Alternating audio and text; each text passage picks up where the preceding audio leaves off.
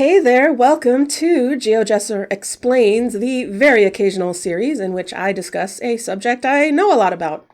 My previous video a few months ago was an introduction to filing federal taxes in the United States, and the one before that was an overview of the history of the Jewish people and about Hanukkah specifically. So, bit of an eclectic mix here.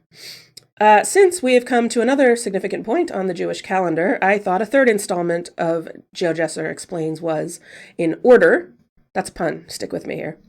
This coming Wednesday night, April 5th, is the first night of Passover this year, 2023. Passover is another fairly visible Jewish holiday like Hanukkah, at least if you live in an area with some critical mass of a Jewish population.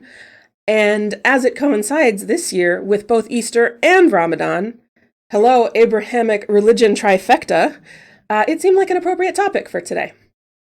So very, very, very briefly, Passover is a spring holiday that celebrates the Exodus from Egypt as described in the book of Exodus, the second book of the Hebrew Bible, chapters 1 to 18.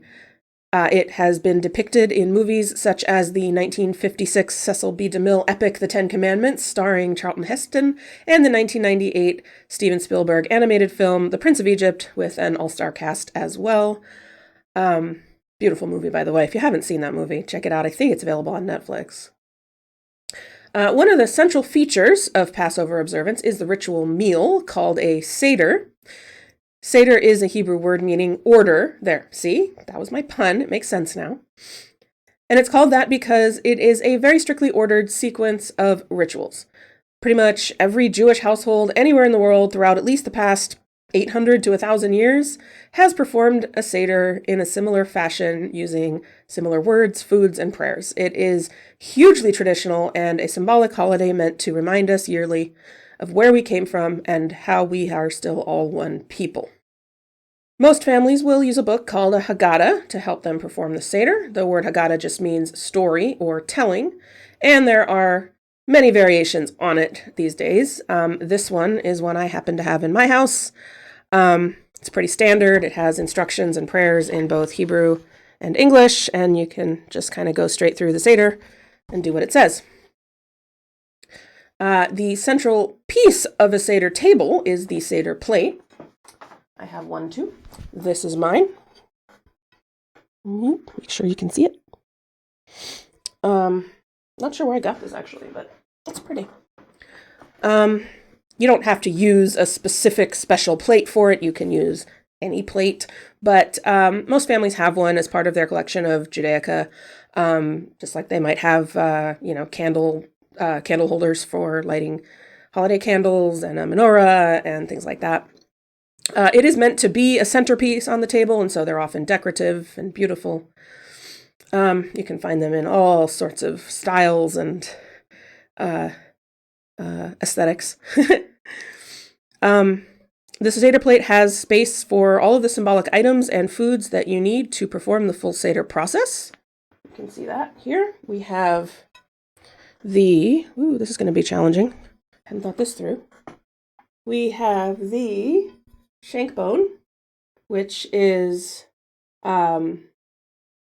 traditionally would be a lamb bone or piece of a lamb roast to represent the Passover sacrifice of a lamb, but usually people will use like a chicken bone or something because that's far more accessible. There's actually two bitter herbs. There's the bitter herb and the this is hard to do mirrored. There it is. This one, the horseradish. There's chazeret and maror. They both refer to bitter herbs. The bitter herb maror is usually like a piece of romaine lettuce or endive, and the horseradish is, as it says on the tin, is a piece of horseradish. Then we have an egg. You can probably read that for yourself right over there. And some kind of a vegetable, which is labeled greens here. It doesn't have to be greens. A lot of families will use a potato, but also most people will think of parsley when you talk about the green on a Seder plate. And finally, charoset, which is, I keep turning this around, I'm sorry. Charoset, that one, charoset, or it says charoses here, but that's just another pronunciation. Charoset doesn't have a translation really. It's sort of like a jam or a chutney, but usually chunkier. and it's made of some kind of a sweet fruit, often apples and pears or fig, depending on your tradition, along with some nuts and cinnamon and wine. It's really delicious, actually. And it represents the mortar that was used to build, that the Hebrew slaves in Egypt used for their building. In addition to that, you have matzah, which is the unleavened bread. You have 3 pieces of matzah in a cover, and matzah is one of the things that is specifically commanded in the Torah to be eaten on Passover. If you live in an area, I just brought this with me because I had it in my house,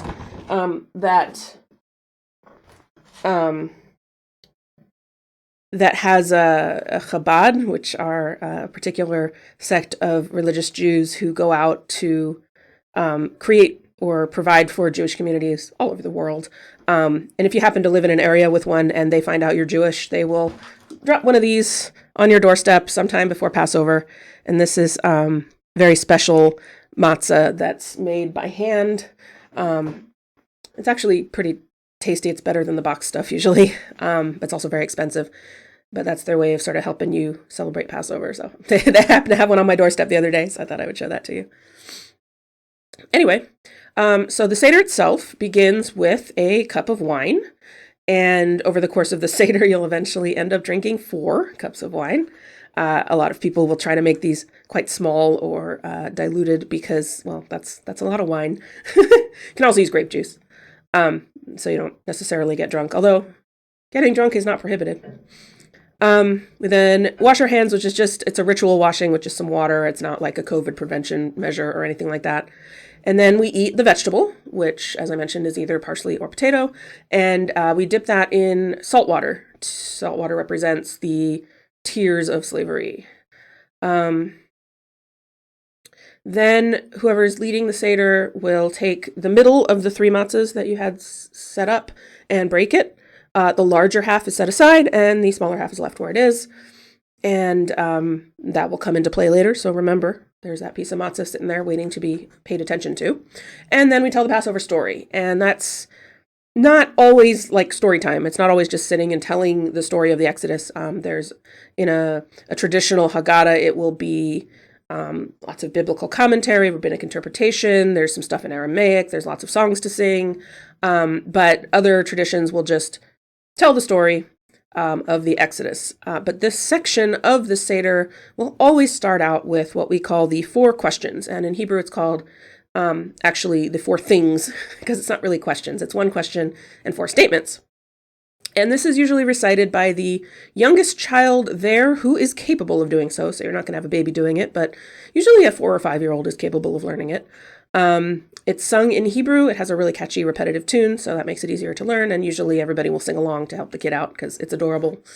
And they translate roughly as, what makes this night different from all other nights? And then we say, on all other nights, we eat either leavened or unleavened bread, but on this night we eat only unleavened bread. On all other nights, we eat herbs and vegetables of all kinds, but on this night we eat only bitter herbs.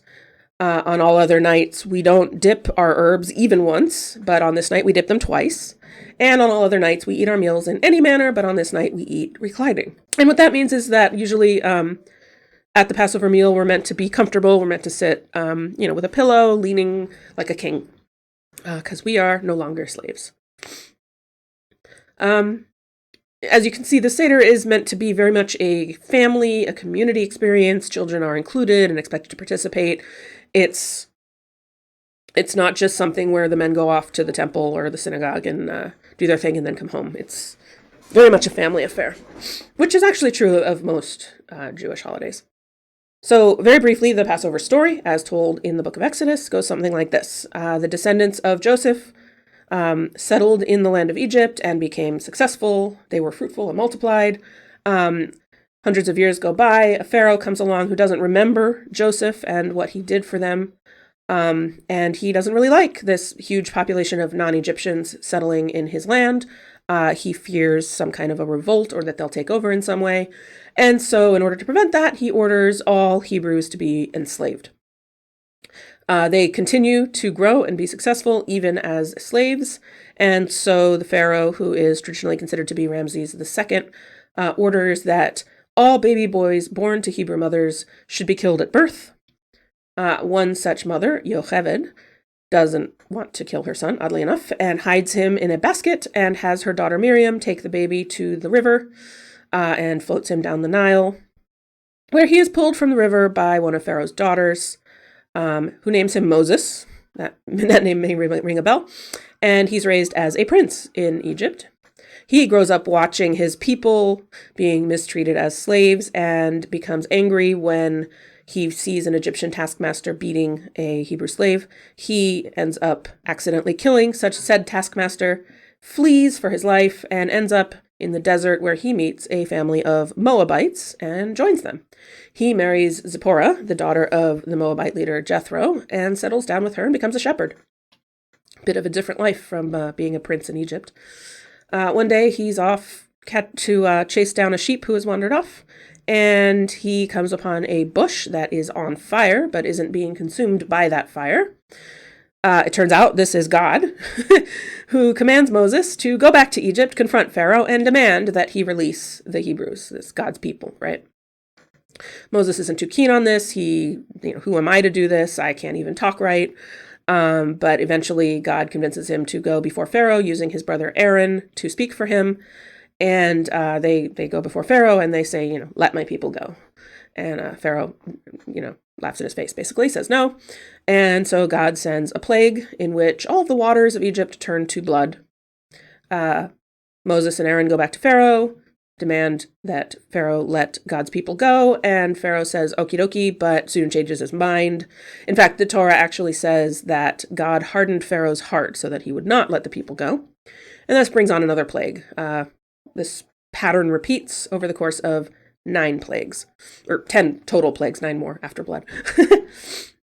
We actually recite these 10 plagues as part of the Seder. It's actually in here. It's usually set apart.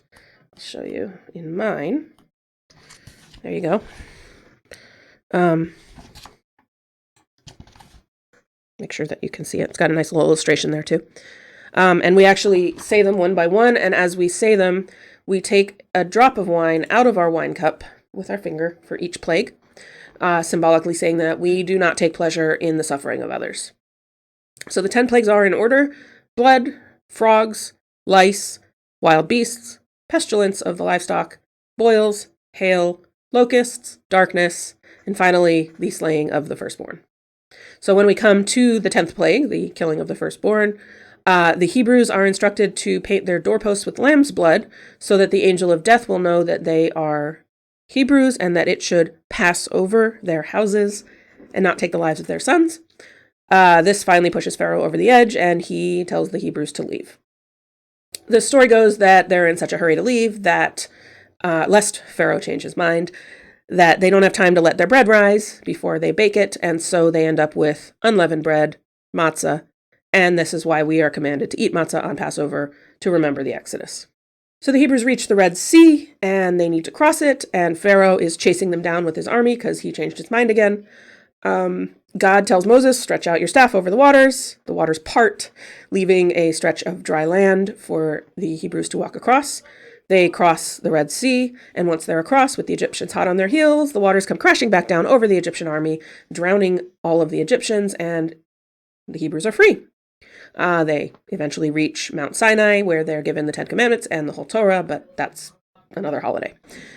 So during this part of the Seder, there are several songs that we sing, there are words that we say, there are paragraphs that we read, and so forth. And again, this will depend on the Haggadah that you're using, depending on how traditional your Seder is.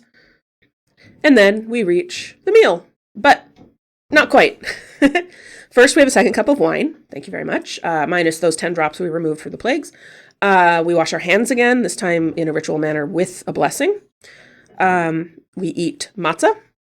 And then we eat bitter herbs, the lettuce usually, which is dipped in the charoset because we don't want things to be just bitter. We then put together what we call a Hillel sandwich, called such because that's how Rabbi Hillel of Temple Times was said to have eaten it. You take some matzah, you take some lettuce, and you take some charoset, and you eat it all together. And by this point, you're pretty darn hungry, so it tastes really, really good. Now it's dinner time. So this is just a meal. What you eat at this meal will depend on your family, on your food preferences, on your culture, on, most families will have some foods that they look forward to eating on Passover. Usually you'll have like maybe a soup, a meat dish, side dishes. It's a meal. It's dinner. And then in a lot of families, during the meal, one of the adults will stealthily wander off and hide remember that piece of matzah we set aside before, the afikomen?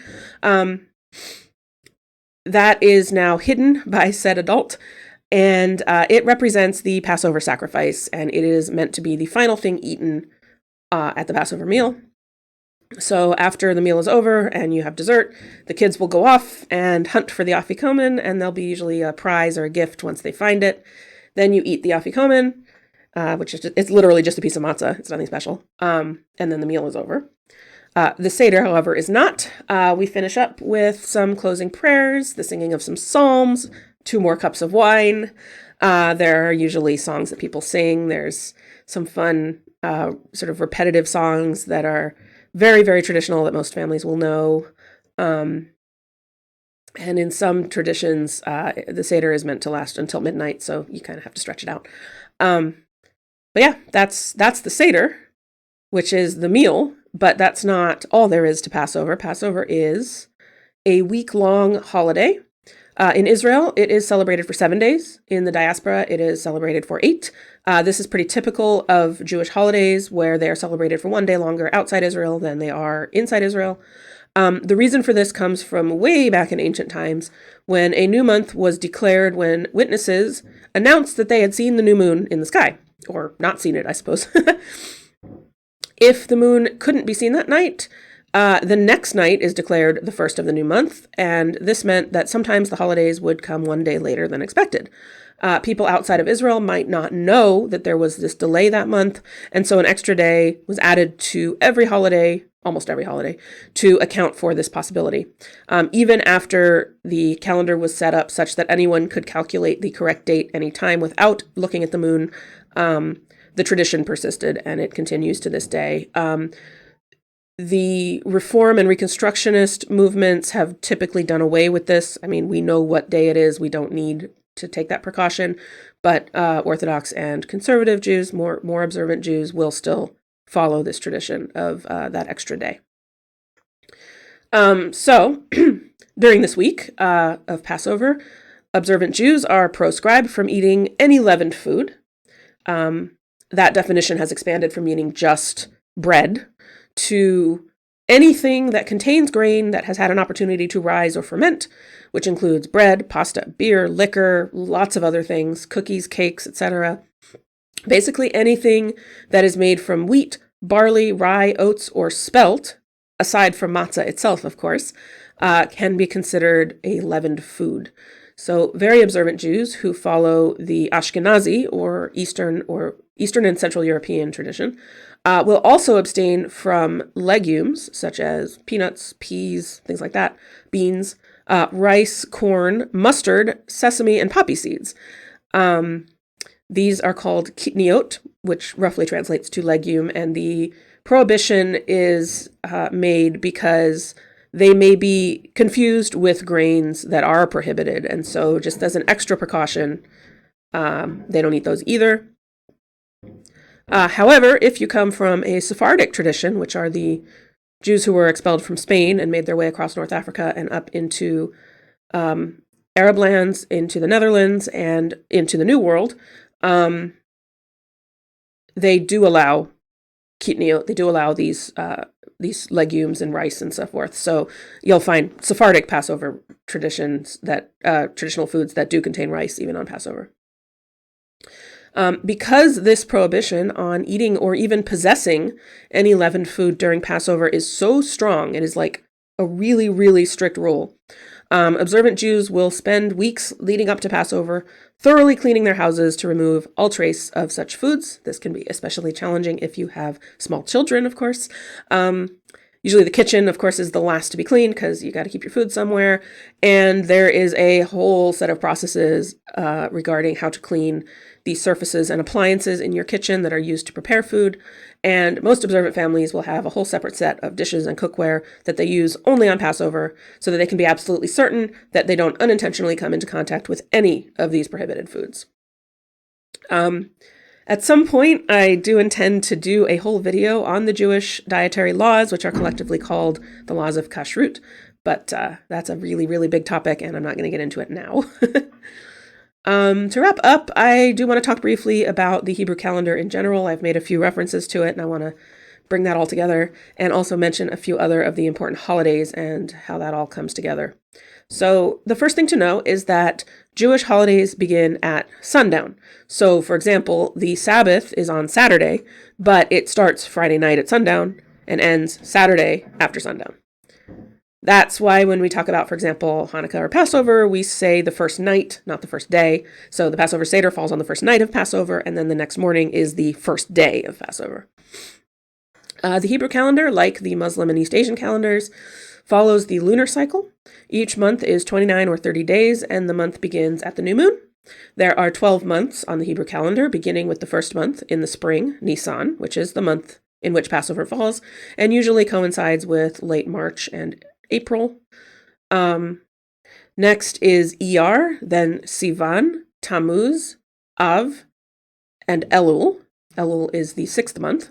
Then Tishrei, which is the 7th month, but is also the month which has Rosh Hashanah, which is the new year. And the new year is counted on the 1st of Tishrei, even though it's the 7th month. Following Tishrei is Cheshvan, then Kislev, which is the month where Hanukkah starts, then Tevet, Shvat, and finally Adar. Adar is the last month, the 12th month of the calendar. And here's the problem. If you only count 12 months, 12 lunar months, you end up with a year that's only 354 days. As we know, a solar year is 365 and a bit, so you're 11 days short. Since so many holidays on the Jewish calendar are specific to the season, Passover is a spring holiday. If you don't adjust for this 11-day shortfall, your holidays will drift into the wrong season, and you'll end up celebrating a spring holiday in the winter and a fall holiday in the summer, and that just won't work. So every few years, they add a 13th month, which is literally called Adar 2, which gives you 2 months of Adar, and that pushes everything back into place. These leap years, or in Hebrew, literally pregnant years, happen 7 times in a 19-year cycle. So it's not at all confusing, and everybody should have no problem understanding that.